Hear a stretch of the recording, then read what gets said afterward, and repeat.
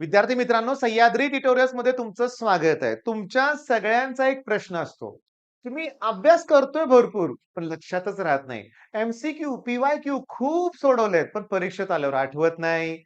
आठवत नाही याचं कारणच आहे, की तुम्ही रिव्हिजन करण्यात कमी पडताय. आता असं तुमचा एक न्यूनगंड निर्माण होईल, की नाही आपल्याला जमत नाही. बाकी सगळ्यांना जमतंय, मलाच जमत नाही.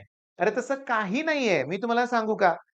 प्रत्येक जण विसरतो. मी तुम्हाला सांगतो मला सुद्धा रिव्हिजन करावी लागते. हो, मीच एकटा नाहीये. मी तुम्हाला सांगतो 25 वर्षापूर्वी मी क्लास जेव्हा सुरू केला, तेव्हा मी कराडमध्ये शेजवळ सर बायोलॉजीचे त्यांचे क्लास होते बरं का.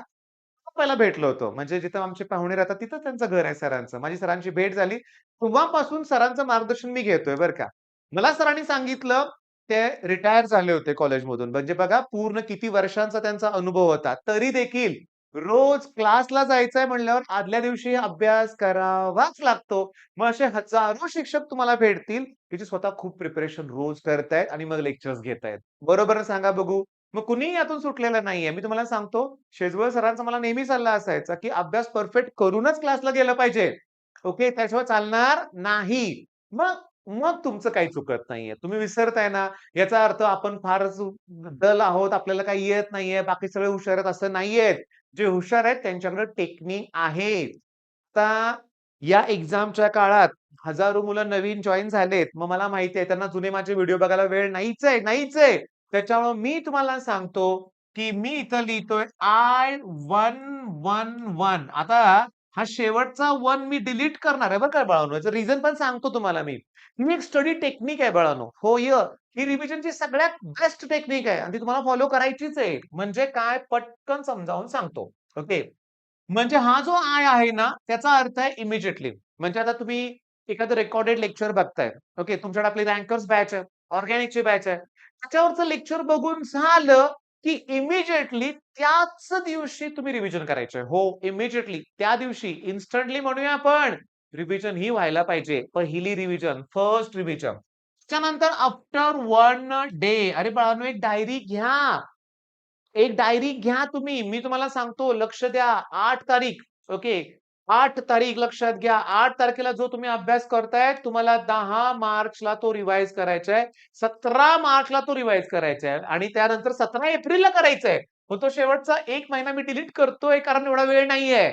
सी एक्झाम आहे आपल्याकडं, पण कमीत कमी 3 रिव्हिजन तरी लागतात रे. त्याशिवाय होत नाही रे. मग मी तुम्हाला सांगतो, आता ठीक आहे. आता माझा लहान भाऊ ज्याला सी-ई-टी 200 पैकी 196 होते, तो देखील सतत रिव्हिजन करत होता. रिव्हिजन शिवाय लक्षात राहत नाही. बरं, आता सगळ्यात महत्त्वाचं, पहिलं इन्स्टंटली रिव्हिजन. आफ्टर 1 डे म्हणजे आपण 10 मार्च रिव्हिजन केली.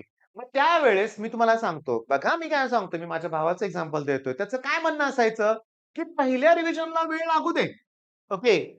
दुसऱ्या रिव्हिजनला खूप कमी वेळ लागेल. तिसरी रिव्हिजन तर अतिशय पटकन होईल. इकडे वेळ नाहीये आपल्याकडे 17 एप्रिल नाहीये, पण कदाचित करू शकताय रिव्हिजन तुम्ही लक्षात घ्या. मग ही स्ट्रॅटेजी जर वापरली तुम्ही, ओके, ही जर स्ट्रॅटेजी वापरली तर यश सगळ्यांना मिळणार आहे लक्षात घ्या. I-1-1 टेक्निक ही माझी नाहीये. Okay, he triad and tested आहे म्हणूया आपण. ही YouTubeवर, Googleवर तुम्हाला मिळेल आणि ही बेस्ट टेक्निक आहे. पण आहे का तेवढी शिस्त आपल्यामध्ये? आहे का? असणार ना. जर टार्गेट जर सी सारखं कॉलेज असेल, तर ही शिस्त असणार आहे. मग तुम्हाला आता काय करायचं मी तुम्हाला सांगतो. तुम्हाला आज ओके, आज 8 मार्च आहे बाळांनो आणि तुमच्या सगळ्यांसाठी मी फुल लेंथ टेस्ट प्रोव्हाईड केलेली आहे. सगळ्यांसाठी. तुम्हाला कुठल्या गोष्टी फॉलो करायच्या सांगतो. पहिली गोष्ट फुल लेंथ कुठं आहे, कशी द्यायची, या नंबरवर कॉल करून विचारा. सकाळी 9 ते 12 या सेशनमध्ये द्या, नाहीतर दुपारी 2 ते 5. तसे तुम्ही कधीही देऊ शकताय. कधीही देऊ शकताय, पण 9 ते 12 किंवा 2 ते 5 जसं सी टायमिंग असतं, त्या टायमिंगमध्ये टेस्ट देण्याचा प्रयत्न करा. ओके. बरं, दुसरी गोष्ट त्यासाठी आता एक क्रम सांगतो. Play Storeवरून बघा मी काय म्हणतो, Play Storeवरून सह्याद्री ट्युटोरियल हे ॲप डाउनलोड करा. ॲप डाउनलोड केलं, की खाली स्टोअर ऑप्शन दिसेल. स्टोअरमध्ये रँकर स्कोर दिसेल आणि त्या रँकर स्कोर्समध्ये टेस्टचा फोल्डर शोधा. तिथं तुम्हाला ती फ्री टेस्ट दिसेल. होय. फ्री आहे सगळ्यांसाठी. तुम्हाला जास्तीत जास्त मुलांना टेस्ट द्यायची आहे. 9 ते 12 चला ठीक आहे. इमिडिएटली 9 ते 12 जमणार नाही. 2 ते 5 ही टेस्ट तुम्हाला द्यायचीच आहे at any cost. Okay. At any cost. बरं. टेस्ट देताना आता मी तुम्हाला सांगतो, परवा एका मुलाचं कॉमेंट कालच. 200 पैकी 10 स्कोर झालाय, काय करू?